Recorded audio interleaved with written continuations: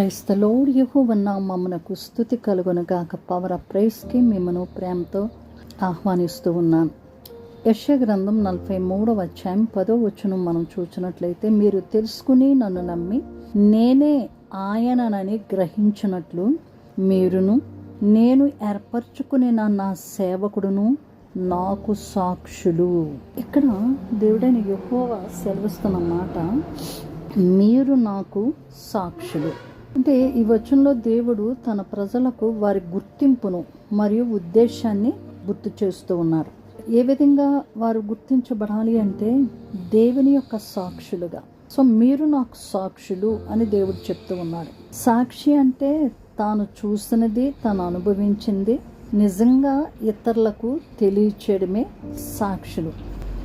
దేవుడు మనలను ఆశీర్వాదాలు పొందడానికి మాత్రమే కాదు, కానీ అందుకే మనల్ని రక్షించుకోలేదు. ఈ లోకంలో ఆయనను ఇతరులకు తెలియచేయటకు కూడా దేవుడు మనలను పిలిచి ఉన్నాడు.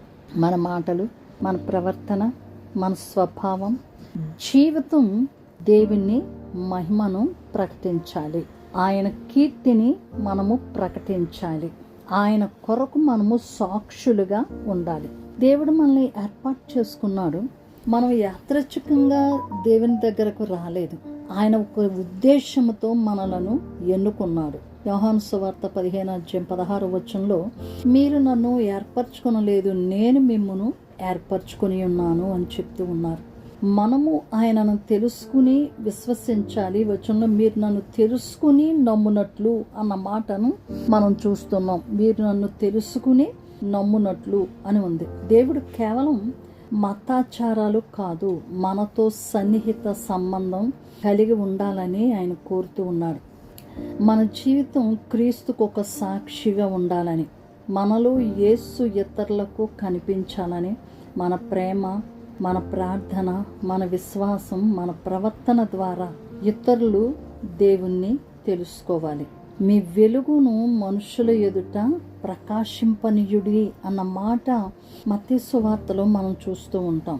సో మన జీవితంలో, ఇంటిలోనూ, సంఘంలో, సమాజంలో దేవునికి సాక్ష్యంగా ఉండాలి అని మనలను పరిశీలించుకోవాలి.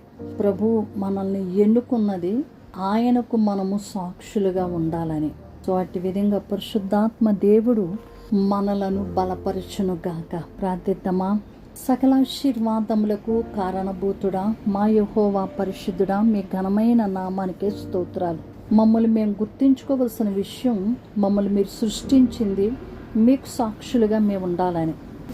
మా ప్రవర్తన ద్వారా, మా స్వభావం ద్వారా, మా జీవితం ద్వారా మీ మహిమను ప్రకటించేవారిగా మేము ఉండునట్లుగా మీ కృపను మాకు అనుగ్రహించి మీరు మహిమ తెచ్చుకోనండి ప్రభువా. మేము మిమ్మల్ని ఏర్పాటు చేసుకోలేదు, కానీ మీరే మమ్మల్ని మీరు ఏర్పాటు చేసుకుని ఉన్నారు తండ్రి. మీతో సన్నిహితంగా మేము ఉండునట్లుగా, మేము మిమ్మను తెలుసుకుని నమ్మునట్లుగా మీ కృపను మాకు దయచేయండి. మా జీవితకాలం అంతయు మీకు సాక్షులుగా ఉండునట్లుగా అయ్యా, మీ ప్రేమను, మాలో మీ ప్రేమను మేము ఇతరులకు కనపరచువారిగా మమ్మల్ని ఆశీర్వదించండి. మా ప్రార్థన, మా భక్తి, మా విశ్వాసం, మా ప్రవర్తన ద్వారా నాయన మేము మిమ్మును ఇతరులకు చూపించినట్లుగా గొప్ప భాగ్యాన్ని మాకివ్వండి అయ్యా. మీరు మీ వెలుగును మా మీద ప్రకాశింప చేస్తూ ఉన్నారు. ఆ వెలుగును మేము మనుషుల ఎదుట ప్రకాశించినట్లుగా మీ కృపతో మమ్మల్ని నింపి మీరు మహిమ తెచ్చుకోమని కోరుతూ ఉన్నాను ప్రభువా. నీకే స్తోత్రాలు. గొప్ప దేవుడు, ఆశ్చర్యకరుడు తండ్రి, నమ్మదగిన సహాయకుడు ప్రభువా. ఎవరు మీకు సాక్షులుగా ఉండాలని మీరు కోరుకున్నారో వారి జీవితకాలం అంతయు మీకు సాక్షులుగా ఉండునట్లుగా మమ్మల్ని మేము ఇతరులకు మిమ్మును చూపించువారిగా, మమ్మల్ని మేము చూపించుకోవడం కాదు ప్రభువా, మిమ్మును చూపించువారిగా, మా గొప్పలు మేము చెప్పుకునేవారిగా కాదయ్యా, మీ కొరకు సాక్షులుగా మేము ఉండునట్లుగా, మీ గొప్పతనాన్ని ఇతరులకు చూపించినట్లుగా మీ కృపనిచ్చి మీరు మహిమ తెచ్చుకోనమని, మీ ఆత్మతో మమ్మల్ని నింపి మీరు మహిమ తెచ్చుకోమని కోరుతూ ఉన్నాం. ప్రతి విషయంలో మీరు మాకు తోడై ఉన్నందుకు మీకు స్తుతి చెల్లిస్తూ యేసు శ్రేష్టమైన నామమున స్తుతించి ప్రార్థించి పొంది ఉన్నాము తండ్రి. Amen, amen. మీరు ఇతరులకు ఆశీర్వాదకరంగా ఉండనట్లుగా దేవుడు మిమ్మను ఆశీర్వదించునుగాక. షేర్ చేయడం, లైక్ చేయడం, బెల్ ఐకాన్ ప్రెస్ చేయడం మీరు మర్చిపోవద్దు. సబ్స్క్రైబ్ మీరు చేయండి, ఇతరులతో చేయించండి.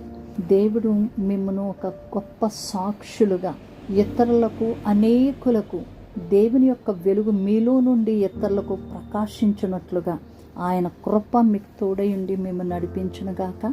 ఆరోగ్యాలతో మిమ్మల్ని నింపునుగాక. శాంతి, సమాధానము, ఆరోగ్యమును, నెమ్మదిని, సమృద్ధిని ప్రభు మీకు అనుగ్రహించునుగాక.